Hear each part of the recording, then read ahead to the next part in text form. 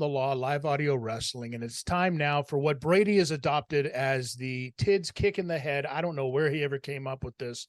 I've never been known as a stiff guy in the ring or anything like that to too many people. Much like somebody who I'm about to spend some time chatting with right now, who, if you would believe that this guy was going to be as popular as he became in the world of professional wrestling, I, for one, would have said yes, because, and I'm going to get into this when we talk about this, and his ability to draw a character out of absolute thin air and make it one of the most over things either on the card that night or just in wrestling in general. I'm talking about a guy, you know him as Santino Marella.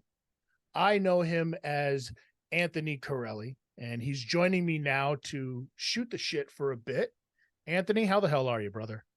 Amazing, man. Amazing. It's Christmas time up north here. I got two little ones, so it's become a special time of year. You know, I was never a big Christmas fan, but with these little kids and watching it through their eyes, it's an awesome time of year. Were you always traveling during Christmas time, or even like when you were a kid, Christmas just wasn't?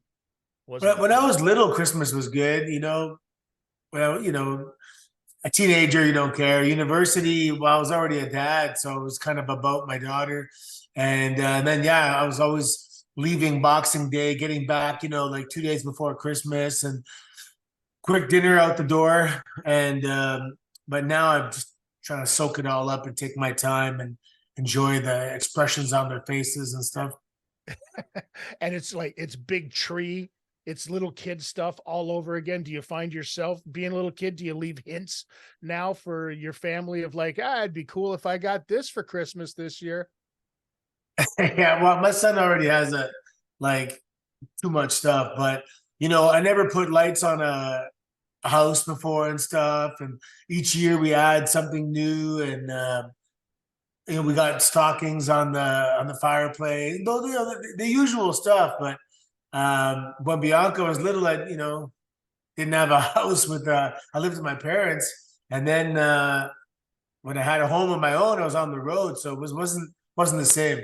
I gotta say, you mentioned your daughter Bianca. She's doing fantastic. Shout out to her for like just absolutely killing it out there right now. Yeah, she's doing. It's fun. 2024 is going to be. I just have this feeling in my bones, man. It's going to be an epic year for the family. So I just had my eye surgery last week. It's like this new beginning. I can see without fucking glasses or contacts, and you know, I'm just pretty good shape. I'm training. I feel good, and Bianca's doing good. She's back from her injury. I feel something special in the air. So I'm really excited about 2024. Are you hinting? Are you fucking no, hinting right just a gut feeling. Just a gut feeling. It sounds like you're hinting that maybe there's going to be like the father-daughter tag team. Oh no, I mean, that's a dream, right? You know, when I talked to Scott in the beginning, and he, you know, I said, okay, I think Impact is the right time. I just said the only thing I ask is that when my daughter gets called up, if they want me to share the ring with her for a couple months, you know, just allow me to do that. And he's cool and understanding. So that's all I ask, you know. You got to go down there and see her yet at the facility? What's that? Have you got to go down and see her down there yet? Yeah. Well, I did get some guest coaching spots. Yeah. While she was there. TNA is going to be in Orlando in a couple of weeks, so I'm going to stay an extra day and go see her down there. And she was here October, Canadian Thanksgiving. So we try and squeeze it in as much as we can because we know how fast it goes. Is it different coaching her down there than it was, say, coaching her, you know what I mean, when she was first breaking? Yeah, I try not to coach too much, kind of thing, you know. It's like I prepare her for exams more than teach the curriculum throughout the year, you know. There's plenty of wrestling down there. She's going to get all these different flavors. I mean, and the coaches like Norman Smiley, Fit Finley, that's just two of the top of my head.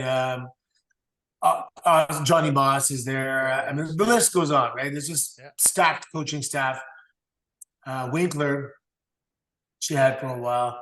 Anyway, that's plenty of wrestling. You know, I just kind of will give you the inside scoop with regards to some of the things I've overheard people say, people that are really respecting the business, and that you know the problem is today that we don't see enough of this. Okay, that's what they're looking for, you know, and there's just the kind of the cheat codes. Now you talk about, okay, so coaching, obviously we knew it was in your future a long, long time ago. You had a great brain for the business. But I want to go back to before you, because you didn't just develop this fucking brain overnight. You didn't put a book under your pillow and all of a sudden it was there. It was something that was developed for, you know, to you as well, right? And some of us, not everybody knows the history between you and Coach. I'm talking about Don Koloff. How did you meet Don, for people that don't know, right? Yeah, I wrestled in university, Concordia University in Montreal. And there's a guy on my team, man. He's one of my best friends to this day. And he was Don Koloff's son. And just conversing, I think I was at my apartment in Montreal. And I'm like, your dad was what? And, you know, wrestled the Calgary Stampede, WWF. He had a school in Woodbridge. And I'm just like, holy crap. I just found my destiny, you know, a very eerie feeling. These eerie feelings, they've only happened a few times where you feel like, oh man, like you just, something surreal just happened where you know, fate and destiny or something lined up the way it should be. And at first I thought I was, you know, too small. And then when I go to the gym and we'd be doing MMA, like one of the guys was a sambo champion. I was a judo guy. There was wrestlers, and but on the other side of the mat, there was the pro wrestling ring, and everybody was huge, man. Like 350, 6'4", 6'5", and I'm like, damn, like, you know, I didn't think Coach was going to take me. And then there was a picture on the wall of him and Owen Hart, and I kind of look at Owen Hart compared to Coach, and I'm like this is my size, right? And I'm like, how tall was Owen Hart? And he's like, oh, your size. And I'm like, so my size is not an obstacle? And he's like, no, you know, you can get a little bigger and try and hit 230, 220. So I was like, you know, yeah, I can do that. And if this is not going to be an obstacle, I think I'd be pretty good at this, man. Because after judo class, we'd always mess around and do some whatever pro wrestling stuff on the mats, and I just always had a knack for it. But anyway, yeah, it was a big learning curve in the beginning. And the big thing for me was the order in which I received my coaches. Okay. Don Koloff was a great first coach for me to smarten me up in terms of, you know, take this serious, have some discipline, some professionalism, protect yourself. And then, you know, going to Japan and having Mr. Ishikawa bringing that passionate, burning heart fighter out of me. And even just having to survive in Japan in the dojo, fight my way through the ranks, through the class, getting real fights in class, getting my, I was so confident. This is 2004. My grappling was like good, man, really, really good. Like no gi grappling. And it gave me the confidence to be able to go into anywhere and know that if anyone went rogue on me, so to speak, I could defend myself. And didn't know what I was, you know, the opportunities were coming in Japan. I was there for the better part of all of 2004. So I'm 30 years old already. And then I overstayed one of my tourist visas while I was trying to get my working visa, and I was banned from Japan. So I'm like, I had an apartment, I had a scooter, I had a life there. I was doing extra work for acting and stuff, commercials. And all of a sudden I'm just like, I gotta go, I gotta leave. And I'm like, man, anyway, I was like halfway into the game plan. I left for like 2 years in my mind. And I mean, I had to sit down. Bianca was 8. I had to sit her down and say, I got to go on this mission, man. I got to do this for us. I got to make it. How can I take you anywhere if I never made it anywhere? You know. So she understood, and she came to Japan for like a month one time. It was awesome, actually. And then, but because of that, it's like somebody was gently guiding me somewhere. You know, because of that, I went to OVW. And I went in the beginner's class, the intermediate class, and I worked up my ranks to the advanced class, and that was the developmental class as well. So from Japan, then I meet Rip Rogers, and he just strips everything and says, leave that championship, leave that mentality, leave that real fighting shit at the door. This is all phony fucking bullshit, and this is all storytelling. And I was 31 years old, and I learned how to run the ropes and lock up and like from scratch. But everything I'd done in the past kind of gave me this like head start, because yeah, this guy's green, but he just came from Japan, so he knows something we don't know. He's been somewhere we haven't been, and it kind of just helped me with the respect. And then it was Rip Rogers pedal to the metal for like a year. Like, I was training 3 times a day, going to the gym for 2 hours, private classes with Rip Rogers, then either Rip's class or Al Snow's class. And we just did it. Like, I wanted to hurry up and get home, right? So I was just training like obsessively. And then, I had Al Snow. So that, again, the order of getting those coaches was incredible. And I was, again, confident. So I was doing squash matches as Boris Alexiev. I got signed in developmental. I was only there for a few months. So the majority of my matches to this point were in practice. But Rip Rogers was such a good coach that I felt like I was, maybe I was naive, but I felt like I was prepared for any opportunity. And having an Italian background paid off, and I got called up and had the opportunity to do this character, and I just brought it to life in a way that it was just so believable, and then that was it. Buckle up, and you're on the road for like, it was like 8 years. But then that's like, now you're in Harvard, and now I'm sitting beside Arn Anderson and Mike Rotundo and John Cena and Ricky Steamboat and Triple H. I'm listening to these guys talk. The Armstrong family, Dean Malenko. I mean, the list goes on. The producers at that time, it was incredible, man. I was just picking Ric Flair giving me tidbits of a post match. Hey, come here, try this. And Shawn Michaels, those elbows when he had you in the hold, they're too fast and all that stuff. And it was just. It's like if you excel, you can get there. But then when you get there, you really excel. That's when the space starts being made. The doors to the club are opened up to you. They've realized that you've done your time, you've done your due diligence, you've earned your stripes, so to speak, and they're like, okay, now we're going to show you what it's like, how to do it on TV. Yes. Right. Yeah. Where it matters. Right. Yeah. And then, 2,000 matches later, I remember the day that I came to the curtain and Cena's like, he just shook my hand and said, "You fucking mastered this, man."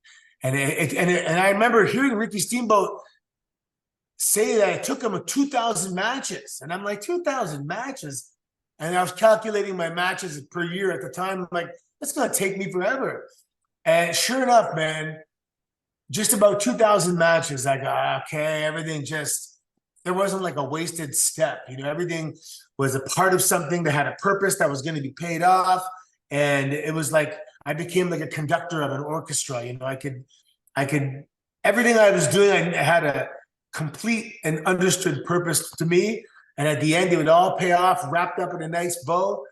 And I was told that during my matches on all the live events, it was always a monitor sellout by the rest of the locker room. So when the boys don't get sick of seeing your shit every day, that's a big compliment. It was to me. Well, I mean, you think about it. You think about the whole everything that was going on in the Attitude Era, and it was like tits and ass and beer chugging and all of this stuff, and then all of a sudden, here comes this character that you were like, fuck it, hands in the air. We're just going to throw all caution to the wind, have as much fun as possible, and show everybody that there's still a fun side to all of this. You can still get the story across, but there's a fun character driven side to that thing. You had the ability with that character to draw out of people that inner child, that thing that everybody fell in love with professional wrestling for. Because nobody fell in love with professional wrestling because of, well, okay, some people probably did with the violence and the mayhem and just the chaos of it or whatever. Everybody kind of fell in love because there was this character. There was this thing that made everybody go, yeah, I can't wait to sit down in front of the TV, bug the crap out of my parents, and watch so-and-so on the screen for however long it is. And you might have known it was, it was goofy, right? You might have known it was a complete character, but you didn't care. And you was doing that character was a complete, I don't want to say a throwback, but it was a complete homage to everybody to remember why they fell in love with what they're watching right now. 100%. Yeah. You know what? When I was growing up, I watched a lot of TV in the 80s. That was when I fell in love with wrestling. It was kind of like this eclectic combination of all the different types of comedy and expressions and things that I saw growing up. And it's funny because I would hear from a lot of people, like at conventions, they'd say like, me and my grandmother, we shared loving you as a wrestler, like different generations. Yes. Or some of the boys would say like, my wife hates wrestling and I've been working here for 25 years. She's like done with it. She goes, but you got my wife back into wrestling. Thank you, because now we share it again. And it was definitely different. This is my analogy. It's like the perfect analogy. Nobody goes to a sushi restaurant for the ginger, but it comes with every meal. And that's the comedic element. Has to be on every show. It's not why you came there, but it's an integral part of the meal. And I was the ginger. those ginger suppliers are making a lot of money. It comes in every meal. Listen, I clean out the fucking ginger dish. All right, brother. Yeah. No, don't kid yourself. I love that stuff. It's great.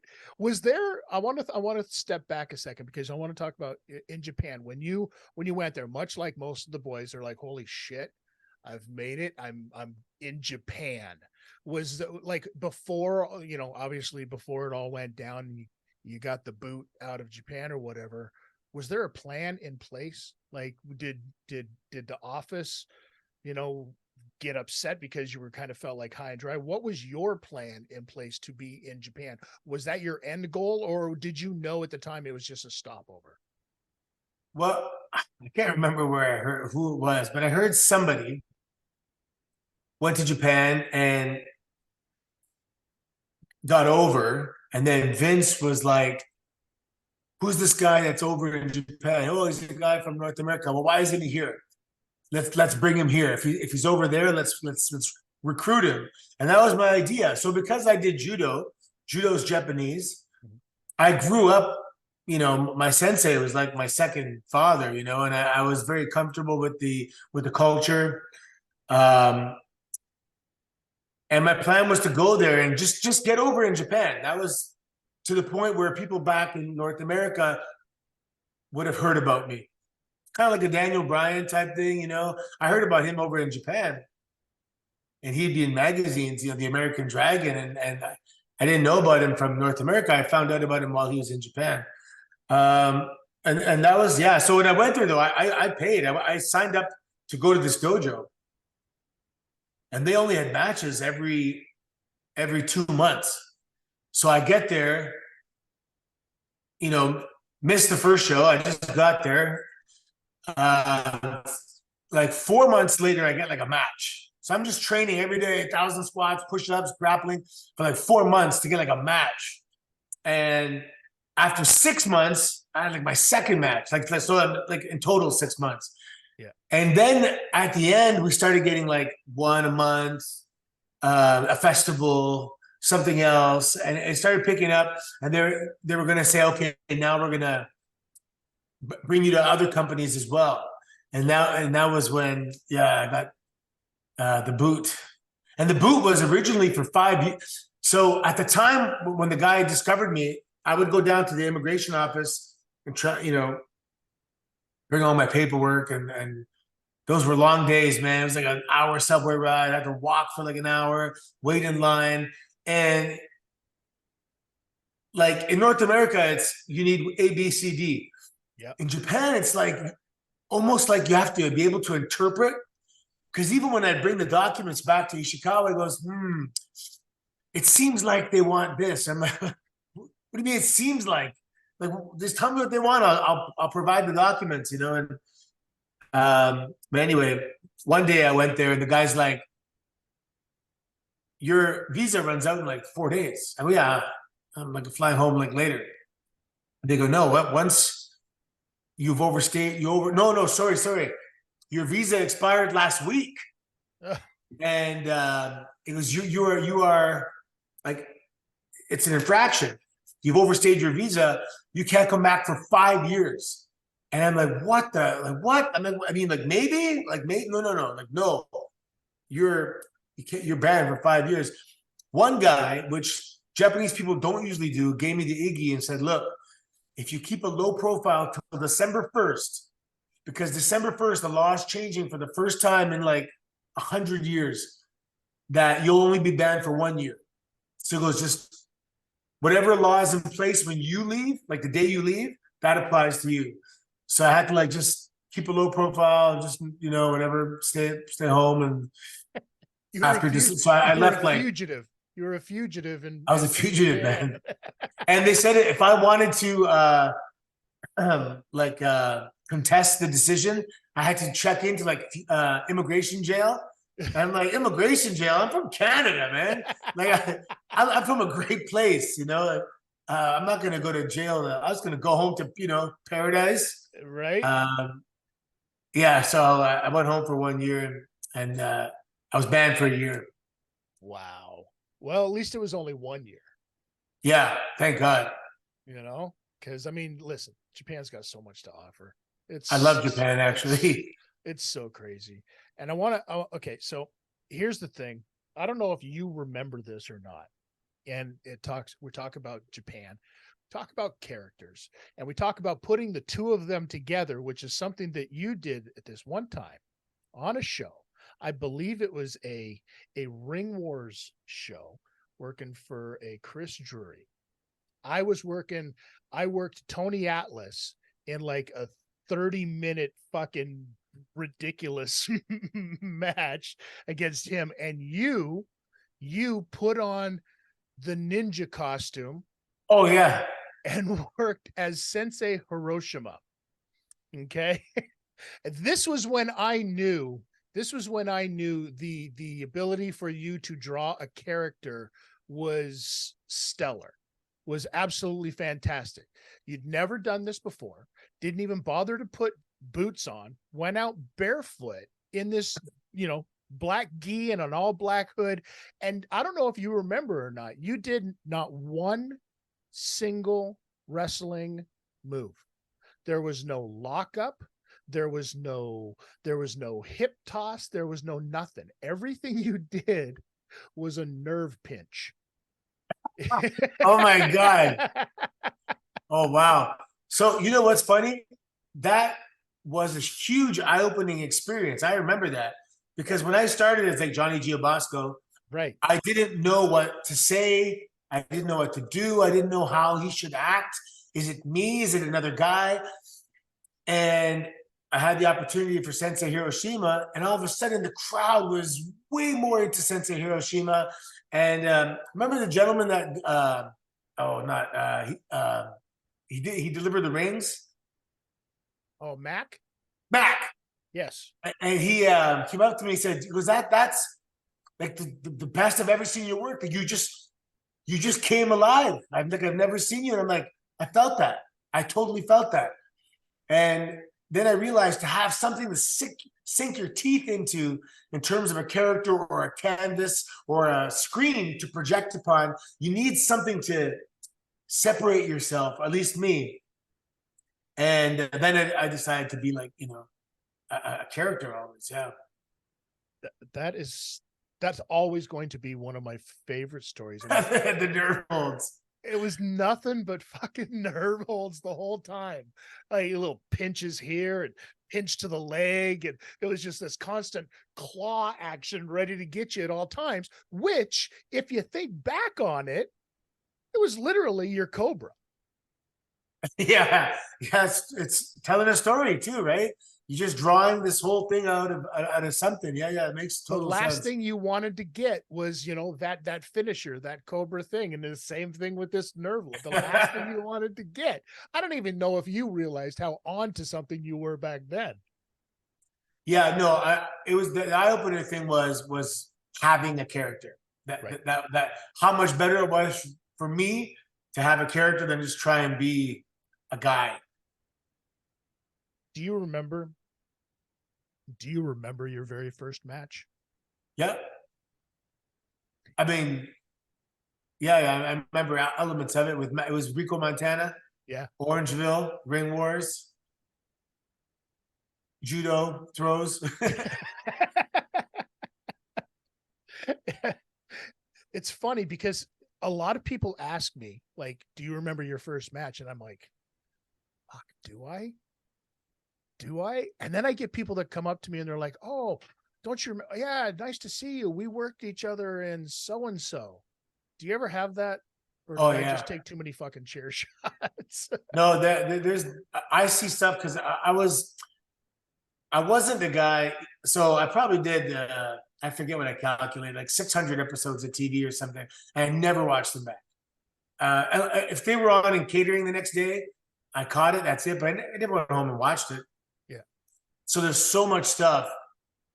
There's matches that pop up on Twitter on this day 15 years ago. And I'm like, what? And just zero recollection.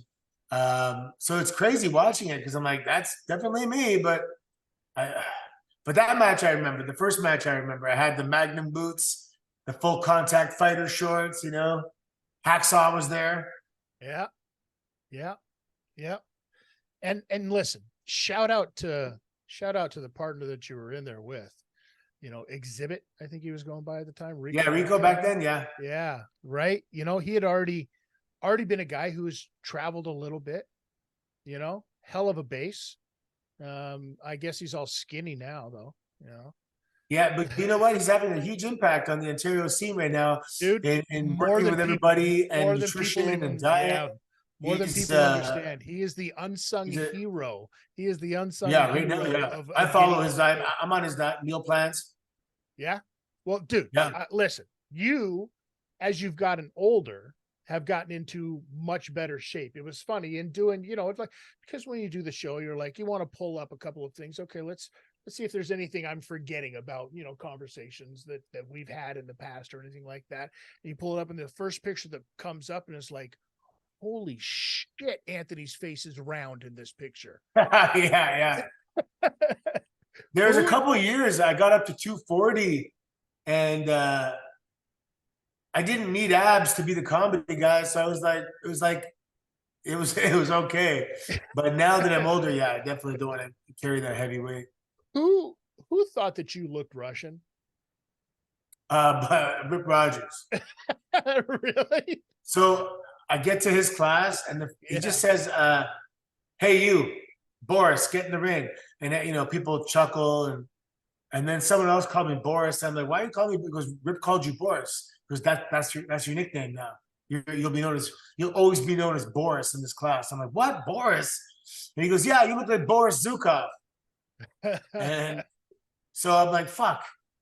The hell am I gonna do? I have a different gimmick name, a real name, my nickname. And then my first coach was Don Koloff. So I'm like, shit, I don't think there's been that rendition, Boris Koloff. There's been Boris Zukov and Ivan Koloff. So I talked to my coach, got the blessing, that became Boris Kolov, and just kind of went with it. And I'm like, I have a chance to explain how I know all these different techniques, these judo throws. I'm a military special forces Russian trained fighter. And I came up with the whole backstory. How, I was doing at 10 years old, the military pulled up and offered my parents some money. He's been showing promise at the regional level. We want to take him to the military academy for children and train him and all this stuff. And so I had the whole backstory. You created this whole backstory. You've written how many backstories for different characters have you created? Full backstories, two. Just Boris and Santino. Yeah. Yeah. Have you thought about creating a third one, or have you thought about creating one for somebody else? Well, no, I use that as a part of the character building. Like you have to be able to write that story for your character. Like what happened on their third birthday, what was their, Marvel origins moment, or when they became a bad guy or a good guy, or what happened. Santino, I know. I wrote like a prequel movie up until the moment he debuts. Like the movie ends with the actual footage of him debuting on Raw. And on the Chris Jericho's podcast years ago, I was in character for 45 minutes telling the story of this prequel movie the entire time, just in character and stuff. So I think you have to know that stuff. You have to know that level of intimacy with the character. That way you'll never be caught off guard when you're like, for example, if I went out into a large audience and someone said, "Hey, go out there and talk for 5 minutes about something," I'd be like, "What the fuck am I going to say?" But if they could go out there as Santino and go talk for 5 minutes, oh, no problem. I can, it's easier than me to become Santino and just I know him so well. I know the kind of things he would say and how he would handle himself. It almost, Arn Anderson even said that. He goes, Santino goes, you've convinced the people that it's okay for him to fuck up, to the point where if you fuck up, people think you did it on purpose because you can't fuck up. Right. It's like the Pink Panther. It's like It's like the Pink Panther. Remember the Pink Panther movies? The Inspector Clouseau. It was that whole the bumbling, like it was, oh, he fucked it up, but did he? Because it still caught the fucking bad guy. Yeah. Right? Exactly. Same kind of mentality. Do you think that that's something that isn't taught enough of at an early enough stage in wrestling? The character development? Yeah, character development. Yeah, I mean, well, it's tricky because I have some wrestlers that come in and I already got my character. I'm like, you just got here. Don't get me fucking started on that. Yeah. Everybody's got. Listen, this is my finishing. This is the best. Here's my move set, and this is my character. It's like, okay, hold on, time out. Yeah, you got to learn the psychology of, proportions of selling and getting up and timing. And it's great to have the character, learn how to wrestle first, then tie it in with the character. I had a bunch of guys, they showed some personality and they worked an indie match and they got good reactions. Like, we're a faction now, we're on the indies. Like, okay, but like, you don't know how to wrestle yet. Okay, you know how to wrestle a little bit and you're getting by, but I hope that's not your fucking target. Like there's so much, you got your grade 10 equivalency, great. You're going against guys from Harvard here. Right. You got to learn more. But then there's guys that are technically wicked, that have no character. So, man, it has to be that beautiful marriage of both. And it's very rare to find that diamond. That diamond. Yeah, because not only do you have to have a good character, know how to technically wrestle, know how to tell stories, somebody who wants it, and somebody who has some natural gifts. Right. Somebody who walks in who's driven and 6'5", you're like, okay, all you got to do is don't be a fuck up, and you'll have a shot at least. and often they fuck it up. There's a lot of pieces to the pie that have to be satisfied. Yeah. Yeah. And then on top of all of that, you got to stay relatively healthy throughout Yeah. Oh, your yeah. journey too, right? Like Avoid accidents. avoid accidents and all of the stuff that comes after the accidents too. You know what I mean? Like Yeah. just sitting on the shelf, rehabbing, like trying to get back into the game when you start getting into your own fucking head and asking yourself, what am I doing? What is going to be my next step? Right? Did that? Yeah, and I have a student, right? He's been busting his ass. He's 28 years old, and I say to him, "Okay, or 26." And I said, "Well, what if I had a crystal ball and told you your opportunity is going to come when you're 34, like a big opportunity, blow up?" And I go, "You might be thinking, fuck, that's 8 years more. Can you make it till then? Like, can you hold on till then? Like, that's, is your girlfriend going to say enough's enough with this shit? We got, is that going to fuck you up if she leaves? Your parents going to say, look, enough's enough. I mean, there's a lot of external pressure as well, Right. not only from yourself." Do you remember a guy named Tommy Twilight? I'm going to try to say again. Do you remember a guy named Tommy Twilight? Tommy Twilight? Tommy Twilight. He was around back in the early days when you first broke in and that. Yeah, but looked like Chris Candido. He's from Ontario, you know what I mean? It was just that jacked blonde hair, puffy jacked looking dude. Yeah. Attitude era stuff. Very good. Very technical, very good wrestler, had the look, should have, put his boots on and traveled or whatever. But I remember he told me one time, he's like, if I don't get a call within 5 years, I'm quitting all of this. And I was like, that's wacky. That's wild to think that there's people out there like that, because listen, you never know if you're going to be a literal overnight success or you're going to be one of those 12, 15-year overnight success. A lot of people are like, this guy, 100%. I was just going to say, there's a guy who's been out there for 25 years, and now is getting his chance to shine. Right. Bobby Roode was another guy. I mean, he was already popular, but like on the big level, right? He was there for a long time. Yeah.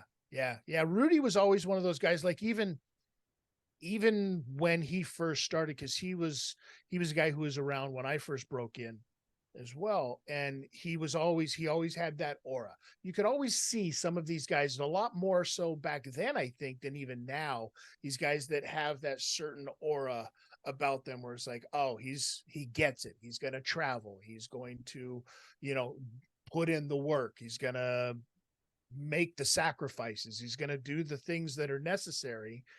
And then you hope that you don't get injured. You know what I mean? I think Hornet has done a fantastic job.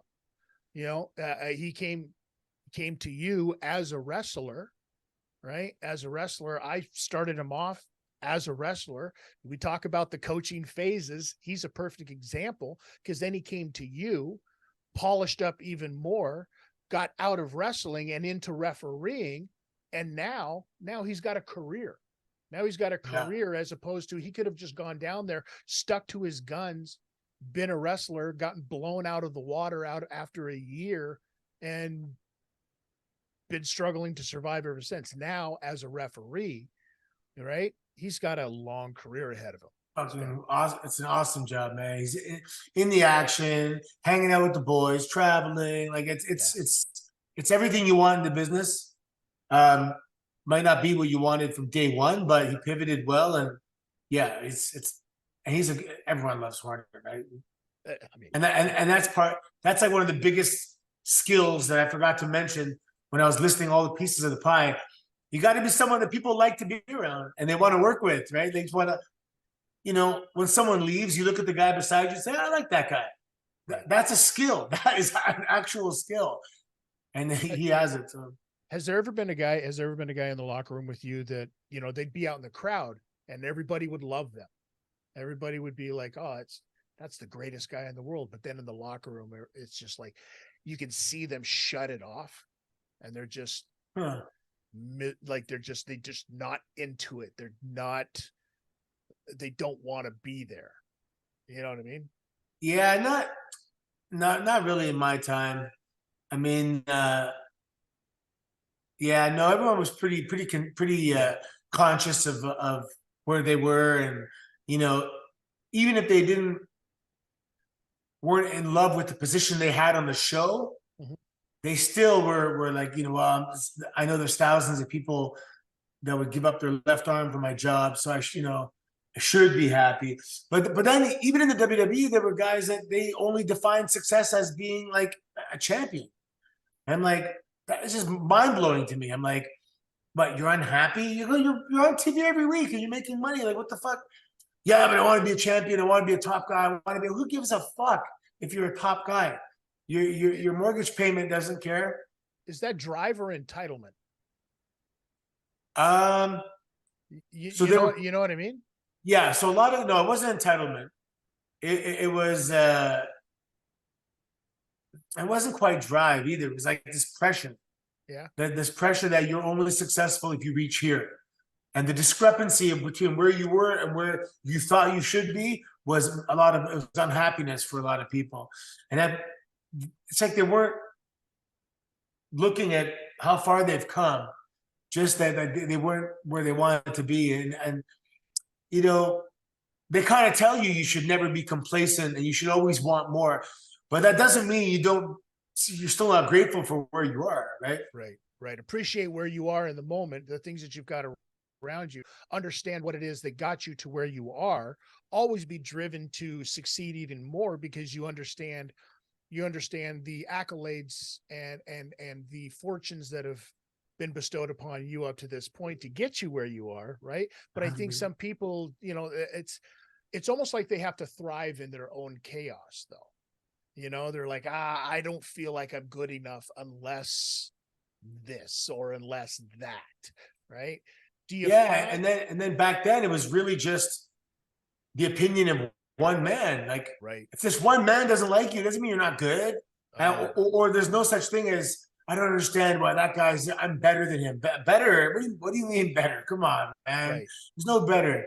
The right. better is just Well, if Vince likes you, then then you're better. oh, you're talking about Vince. I thought you were talking about Dave Meltzer.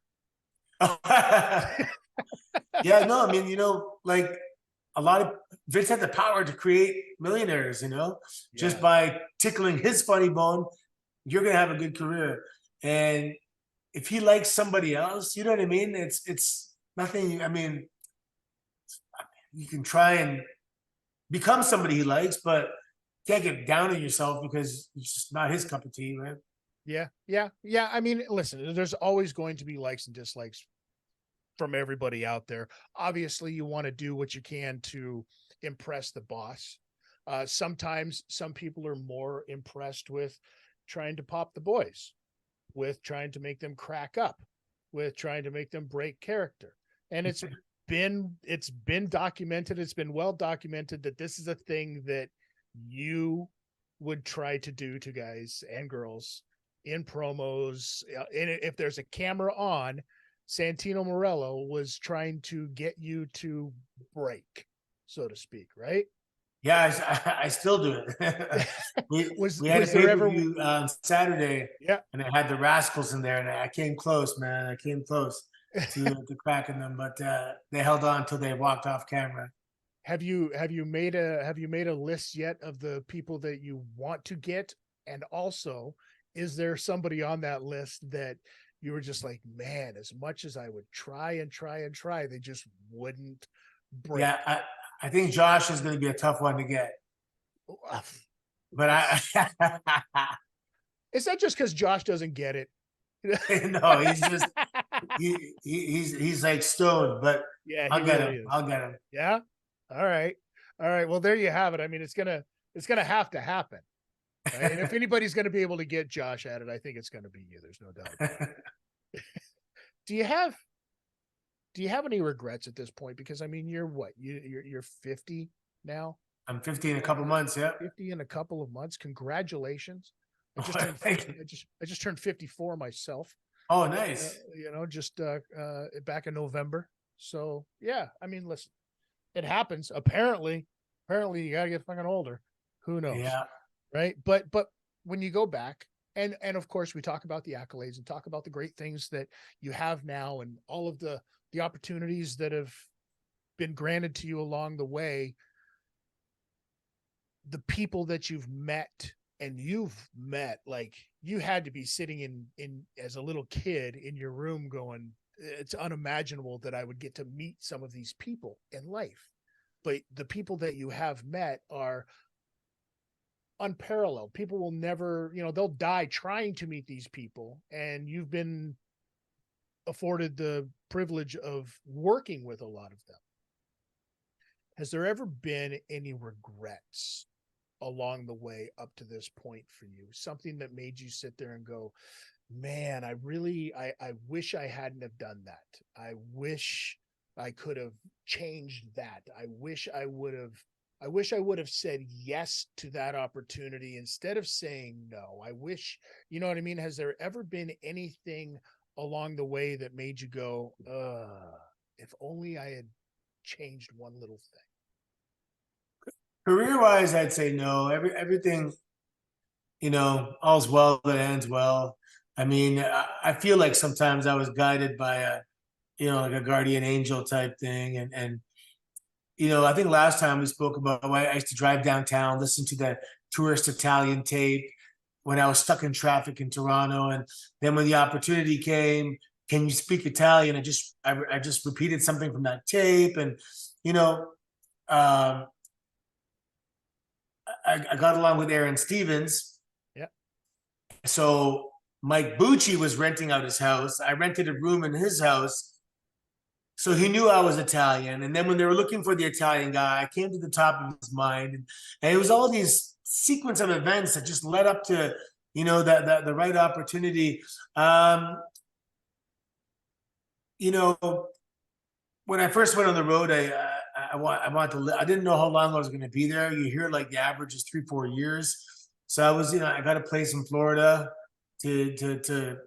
as home base, and sometimes I feel like I should have came home every week instead of every other week, just because my daughter was growing up so fast. That's like the only regret, and just being away from home was really hard in Japan and OVW, but it was a part of the process, and it was a part of it. If there's a way I could have got away without doing it, I would have, but I had to go, man. So, but that's really the only regret, being away from family. Everything else was, I have no regrets, Well, I guess, I mean, that's the answer that everybody, kind of gives.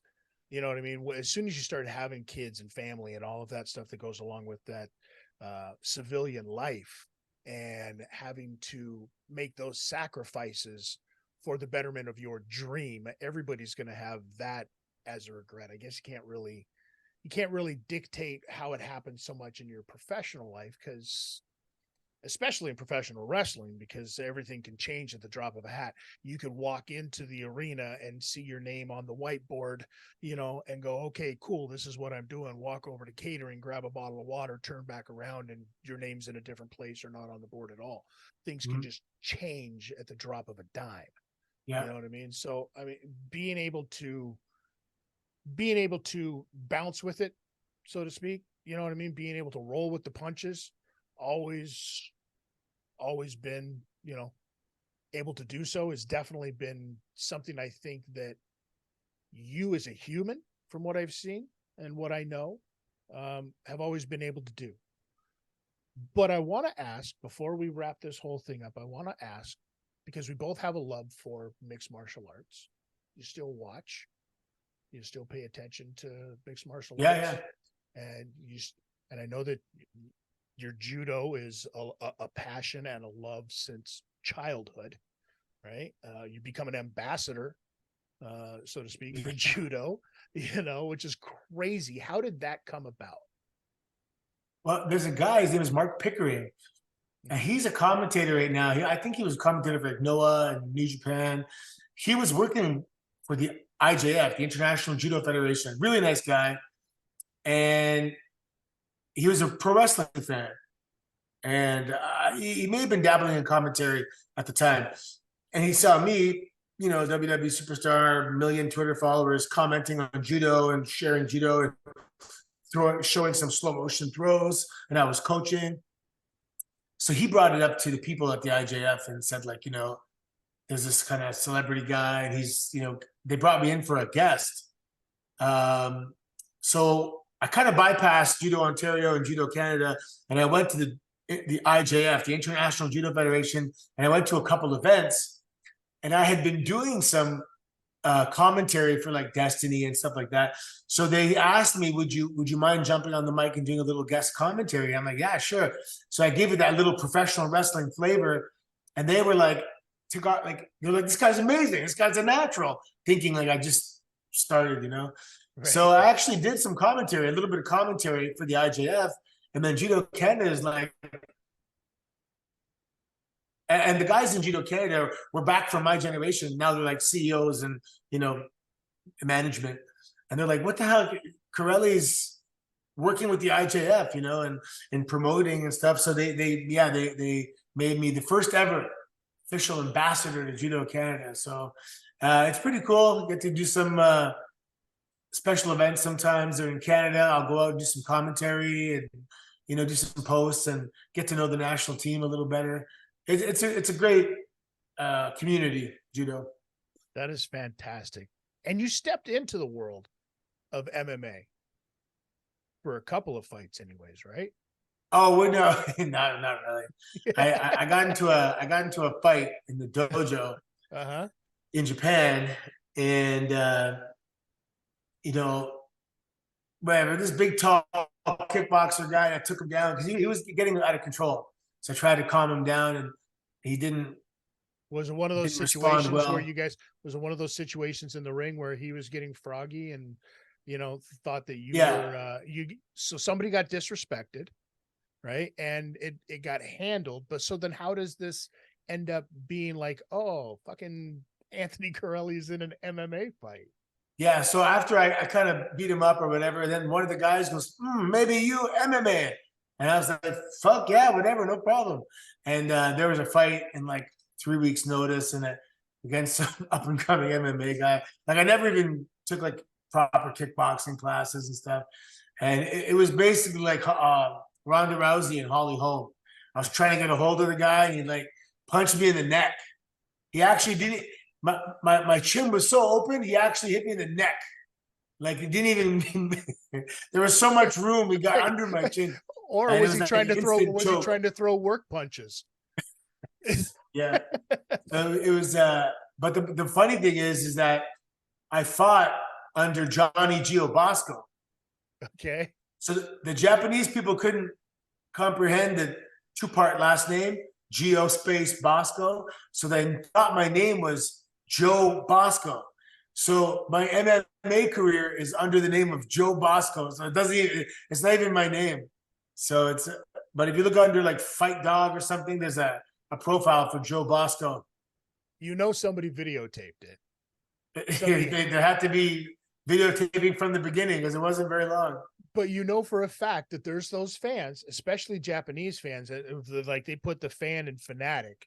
A lot of them, they're very passionate about what they're into. So somewhere out there, I guarantee you a tape exists.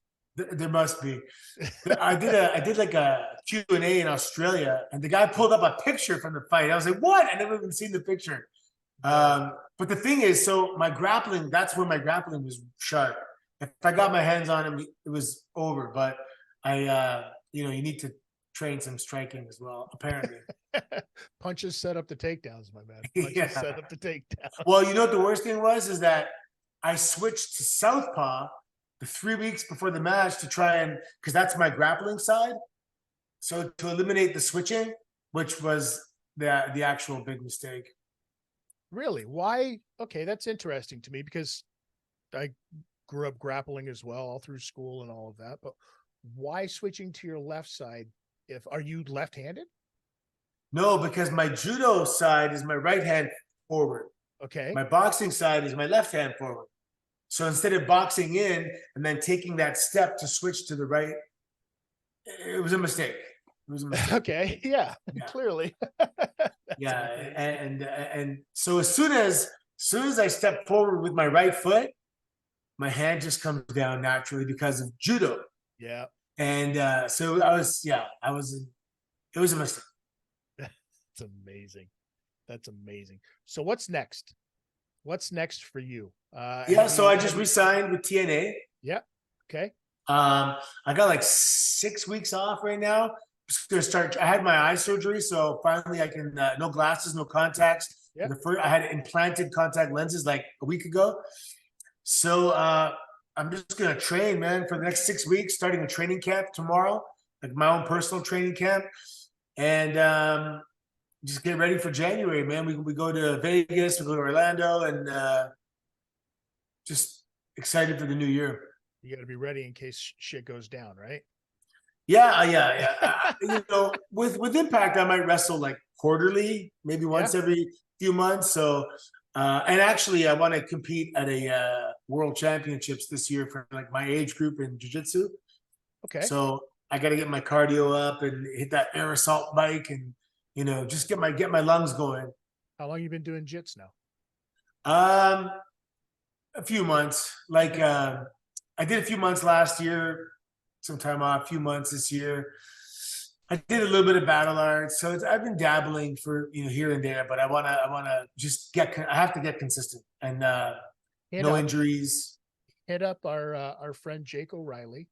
Yeah, he's in Barrie. Absolutely, he's in Barrie, Ontario. Very talented on the mats. He's a shitty drinker, so don't go out with him afterwards. But yeah, if you're looking for somebody to roll with, he rolls with a lot of really good guys too. So like if you get a chance, because I know that you're closer up that way now, right, towards where he is. So absolutely hit him up for sure. How long, and I'd be remiss if I didn't ask this of you, because I know the answer has been answered because it's been asked already, how you ended up still being able to be Santino Marella. Oh yeah. It's simple.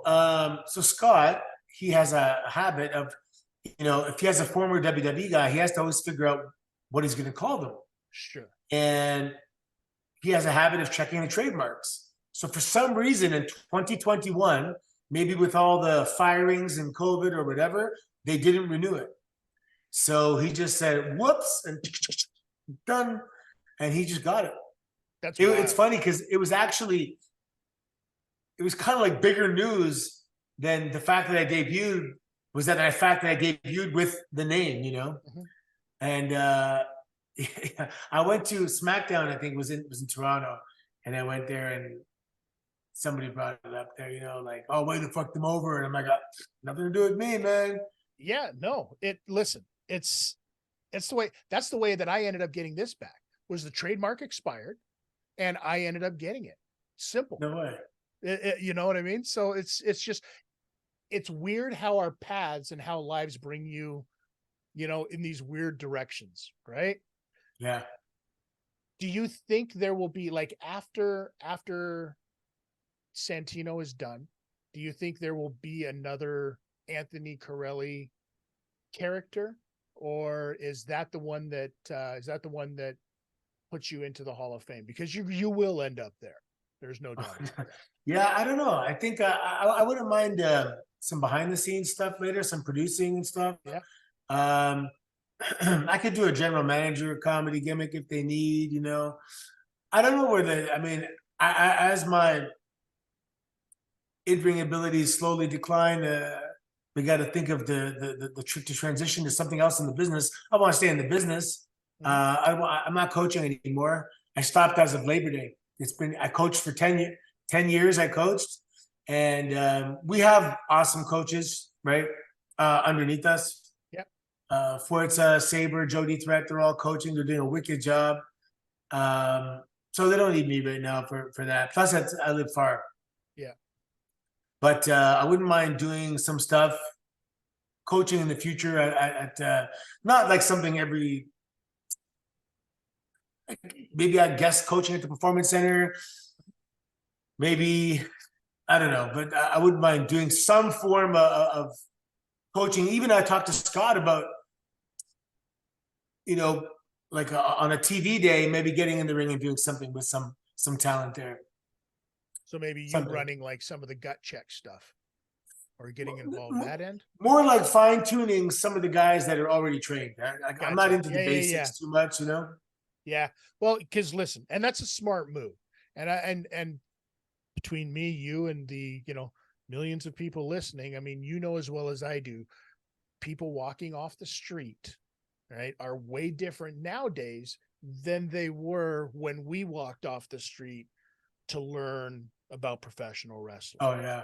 And trying to communicate and trying to relate to people nowadays is a job much better left to people, like you said, like the Fuerzas and the Jody Threats, and they are of that generation. Let them deal with that kind of stuff, because you know as well as I do, there's, like you said at the beginning of all of this, there's levels to the coaching. So you start here, you move on to another coach, and your role now for that coaching is going to be a lot more like mentorship and life coaching, and when they come to you with those problems, you know what I mean? So yeah, I'm down with that. good for you, brother. Good for you. Anthony, I want to thank you so much for taking the time to sit down. I hope it's been as good for you as it was for me. It's always fun to catch up with you, my man. I appreciate the hell out of you. I look forward to seeing you every single time I get a chance to see you on TV or just in person. You always manage to bring a smile to everybody's face that's around you. And that's my superpower. And that is a gift. That is a gift that keeps on giving. Your smile is like the herpes of laughter. I don't know what that means. But no, I wish nothing but the best of success, continued success at that rate, to you.